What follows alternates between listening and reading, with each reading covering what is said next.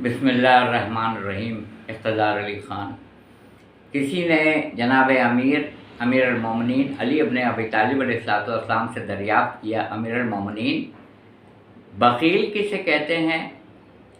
یہ میانہ روی کیا شے ہے اور یہ اسراف کیا شے ہے؟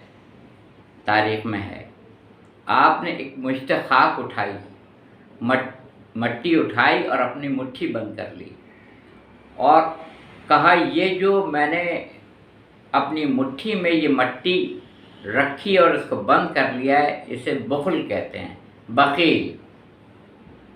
یہ بخیل کی تعریف ہے۔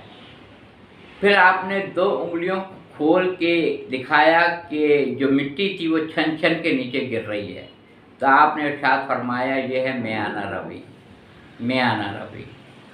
اور جب پوری مٹھی کھول دی اور ساری مٹی نیچے گر گئی تو کہا یہ ہے اسراف، اسراف۔ تو کیا عمل کر کے آپ نے دکھایا کہ بخل یہ ہے کسی کو بھی نہ دیا جائے، سب اپنے پاس روک لیا جائے۔ میانہ روی یہ ہے جو تم کو ملا ہے تم بھی استعمال کرو، دوسرے کو بھی استعمال کرنے کے لیے دو۔ اور اسراف کیا ہے؟ جو ہے تمہارے پاس اس کو ایک دم سے ختم کر دو، خرچ کر دو، وہ ہے اسراف۔ سبحان اللہ، سبحان اللہ۔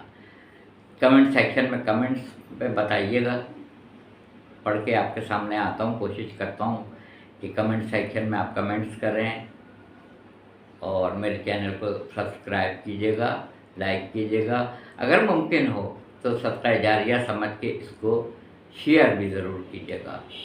وآخر دعوانا الحمدللہ رب العالمین۔